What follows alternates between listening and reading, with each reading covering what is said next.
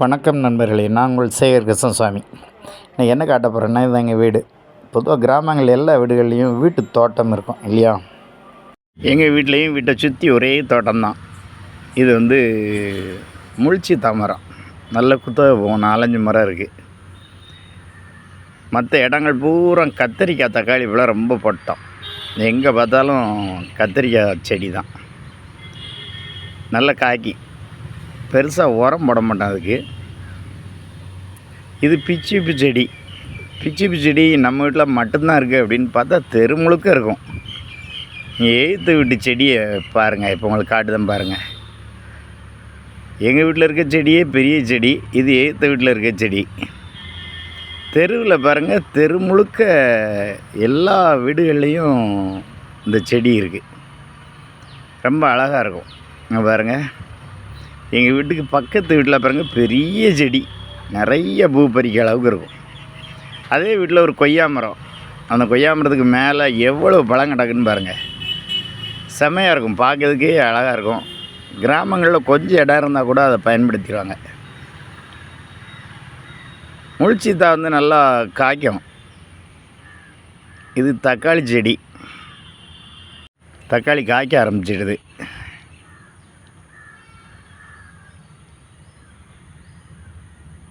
எல்லா இடத்துலையும் எல்லா செடியிலையும் காய் கிடக்கு. இதில் இப்படி அந்த மரத்துலேருந்து விழுத இலைகள் என்ன சேருது பார்த்திங்களா? இதை பூரா அள்ளி ஒரு இடத்துல போட்டு அதை தான் குப்பையாக்கி 2வது அள்ளி போடுவோம். அதுதான் உரம். எனக்கு அந்த மரம் தான், அந்த பக்கத்து வீட்டு கொய்யா மரம் தான் ஆசையாக இருக்குது. எங்கள் வீட்டில் ஒரு கொய்யா மரம் இருந்தது, பிறகு காட்டுதான், அது பட்டு போச்சு. இது வெள்ளரி செடி. கொஞ்சம் இந்த முள்ளங்கி போட்டிருக்கேன், இப்போ தான் முளைச்சருதா, சின்ன செடியாக வச்சுருக்கேன்.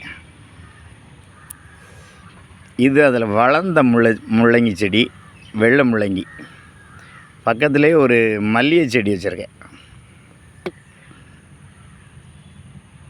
தம்பிகளை தான் அந்த தோட்டத்தை மெயின்டைன் பண்ணுதாங்க, நல்லா பண்ணி வைப்பாங்க. இது குருத்தக்காளின்னு சொல்லுத செடி. நல்ல தக்காளி செடி, தக்காளியாக காய்க்கும். இது மூலிகை செடியான கிளாநெல்லி பக்கத்தில் வெத்தலை கொடி வச்சுருக்கேன். இப்போ தான் அது வச்சு வளர்த்து பார்க்க. இது வேறு வெத்தலை வச்சதே இல்லை. இது ஓமம் செடி, நல்லா மணக்கும், கொசு விரட்டியாக பயன்படுத்துவாங்க. இந்த செடியை குருத்தக்காளியை கீரைகள் நல்லா அறுத்து பயன்படுத்துறதுக்கு நல்லாயிருக்கும். ஒரு வாழை மரம், 2 வாழை மரம். இது மட்டி வாழைப்பழம், சின்ன குழந்தைகள் திங்குது. இது முள்சீத்தா தான். முள்சீத்தா சீசனில் நல்லா காய்க்கும். கோடை சீசனில் தான் நிறையா காய்க்கும். கத்திரிக்காய் செடி நல்லா வரும் செம்மண்ணில். வீடு முழுக்க செம்மண்ணுங்கனால கத்திரிக்காய் ஃபுல்லாக போட்டிருக்கோம். அதுக்கு பக்கத்தில் ஒரு கருவேப்பிலை செடி. நீங்கள் பார்த்தீங்கன்னா சவுண்டு வரும். நிறைய தேன் செடிகள் இந்த கத்திரிக்காய், இந்த கருவேப்பிலை மரத்தில் இருக்குது.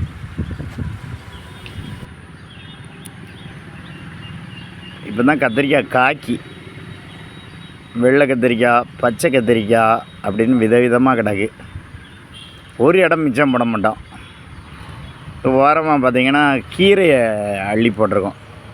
கீரை செடியை, தண்டங்கீரை, அது மொத்தமாக முளைச்சி நிற்கி. வீடு முழுக்க தென்னை மரம் தான் இருந்தது. இப்போ தென்னை மரத்தெல்லாம் எடுத்துட்டோம், பக்கத்து வீட்டில் விழுந்துருமோன்னு. இதுவும் முள்சீத்தா மரம்தான். முள்சீத்தா பக்கத்தில் ஒரு சுண்டைக்காய் செடி நிற்கி. அது நீங்கள் எக்கச்சக்க சுண்டைக்காய் தந்துடும். காய்ச்சி கிடக்கு பார்த்தீங்களா? ஒரே ஒரு தென்னை மரம் தான் இருக்குது. இப்போ நிறைய காய்க்கும், ஆனால் பயமாக இருக்குது, பக்கத்து வீட்டில் விழுந்துருமோ அப்படின்ட்டு. அதையும் எடுத்துருவோம். அதுக்கு பக்கத்தில் இருக்க செடி மரம் சந்தன மரம். சந்தன மரத்தில் ஒரு அவரை கொடியை இப்போ தான் வளர்த்து விட்டுருக்கோம்.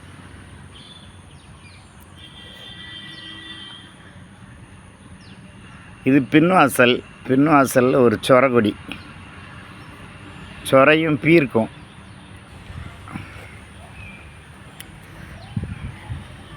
இந்த பக்கம்லாம் வெண்டையை போட்டு வச்சுருக்காங்க. வெண்டை என்னன்னு தெரில, எந்திரிக்க மாட்டேங்குது. இதை பாருங்கள், அழகாக இருக்கா? அவ்வளவும் கரிசலாங்கண்ணி தலையில் தேய்க்கிறதுக்கு, கருப்பாக்கிறதுக்கும் உதவும். கீரையாகவும் பயன்படுத்தலாம். களைலாம் வச்சுக்கிட்டோம்னா சுத்தமாக இருக்கும் வீட்டுக்குள்ளே. அவ்வளோ வெண்டை.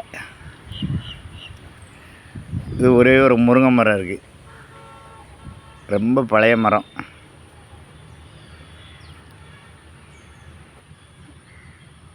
கொஞ்சம் மிளகாய் செடி வச்சுருக்கோம், அது பெருசாக எந்திரிக்க மாட்டேங்குது,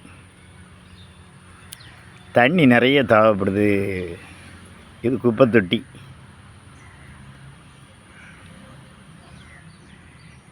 இது பருப்பு கீரைன்னு ஒரு கீரை, நல்லா அகல இலையாக இருக்கும், கட்டி இலையாக இருக்கும். இதை ஊட்டிலாம் பார்த்திங்கன்னா பார்க்கில் அழகு வச்சுருப்பாங்க வரிசையாக, பச்சையாக இருக்கன்ட்டு. இது வீட்டில் இருக்க பழைய கொய்யா மரம் எப்படியோ பட்டுடுது, அடியில் வேரில் பூஞ்சானம் வச்சு இப்போ அந்த மரமே இல்லை. நிறைய வவ்வால் இதில் ஒரு காலத்தில் தொங்கும். இப்படி வீடு முழுக்க வச்சுருக்கணும். வீட்டு தோட்டம் எப்பவும் அழகு தான் போங்க.